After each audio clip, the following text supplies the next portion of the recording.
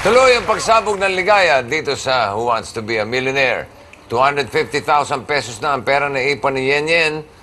Tutuloy kaya siya all the way to the top?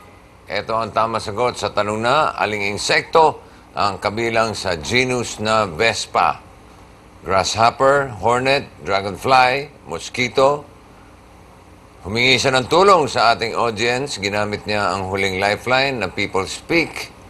Nagkaisa naman ang kanilang sagot, letter B, hornet. At yun din ang sinunod ni Yen Yen. Tiwala ka naman dito sa mga kapatid natin. Alam naman siguro nila yung sinasabi nila eh. Kaya magtitiwala na lang ako sa kanila.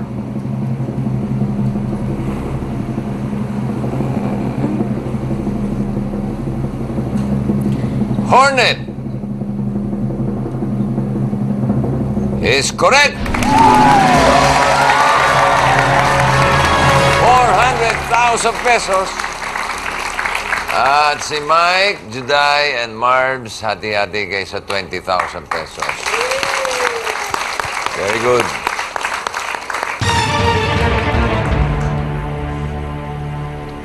Wala ka ng lifeline, pero hanga naman ako sa iyong tapang.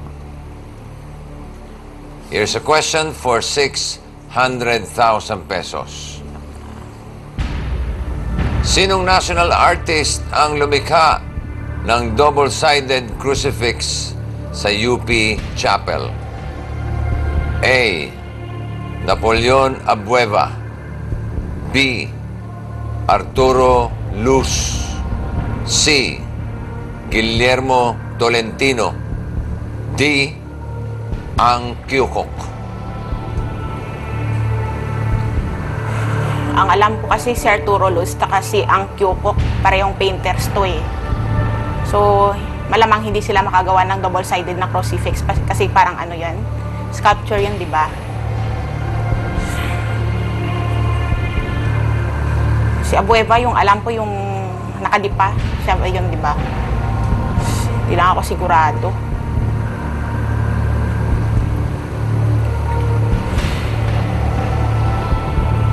₱400,000 pesos na ang iyong pera sa iyong money tree.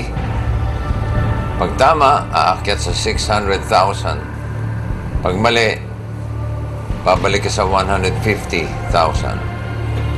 That's a difference of 250,000 pesos. Yan.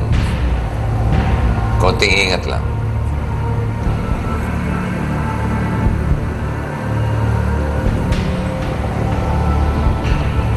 Si Guillermo Tolentino. Tinatanong mo ba ako? Hindi kita masasagot. Sagot na lang ho yung bossing.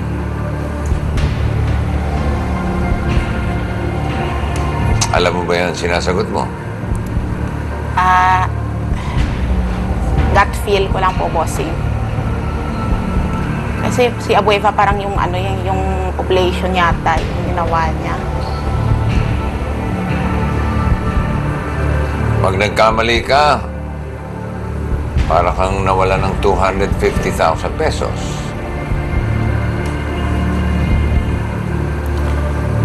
Si bossing Guillermo Tolentino.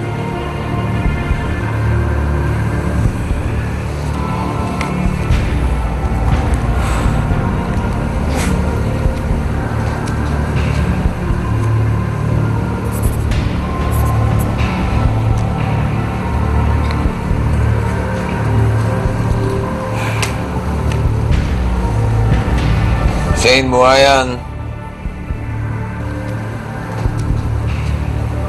ang checking nagkakahalaga ng 400,000 pesos na pwede mo nang kunin at iuwi sa Iloilo tapos hindi ka nasasagot. Kung gusto mo lang naman na siguradong 400,000 pesos. Pero kung gusto mong sumagot, nasa sa'yo yan. It's your decision, yan. Pag tama, 600,000 pesos. Pag mali, balik ka sa 150,000 pesos. That's a difference of 250,000 pesos. Yan. Paalala ko lang. Parang gusto kong sumugal, bossing eh. Anong ibig mo sabihin? Sasagot ka. Opo. Anong sagot mo? Letter C. Guillermo Tolentino. Ayaw mo ng 400,000. Gusto. Pero paano ko aabot sa 1 million kung titigil na ako ngayon? Tingin mo muna.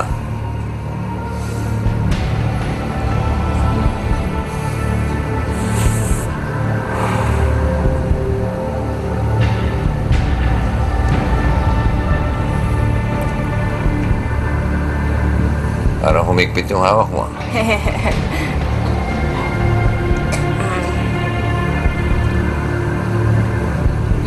Nasa sa'yo naman yan. Binibigyan lang kita ng isang option na pwede mong gawin kung ayaw mo nang sumugal, ayaw mo na sumagot, you can take the check na nagkakahalaga ng 400,000 and walk away. What's your decision? Sasagot na lang siguro, bossing. Sasagot ka lang talaga. Pinag-isipan mo mabuti yan. Opo. So what's your answer? Letter C. Guillermo Tolentino. Is that your final answer? Bahala na, bossing. Final answer na.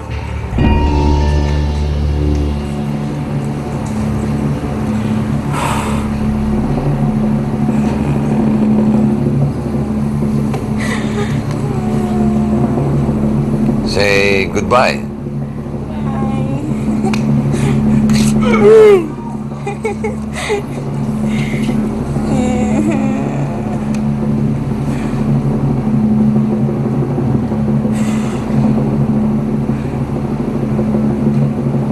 Bakit mo isinugal yung 250,000? Feeling ko lang kasi, bossing eh. Sigurado ka ba sa sagot mo? Sigurado na, bossing. Sigurado na po. Hindi, ibig sabihin sigurado ka na tama yung sagot mo? Hindi lang ako sure, pero sana nga. Tama ako. Sana. Sana. Pero hanga ako sa tapang mo. Dahil Guillermo Tolentino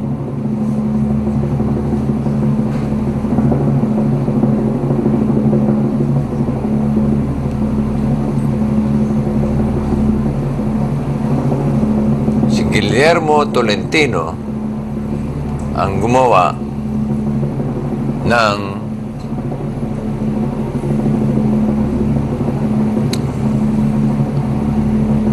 oblation. So your answer is wrong. I'm sorry.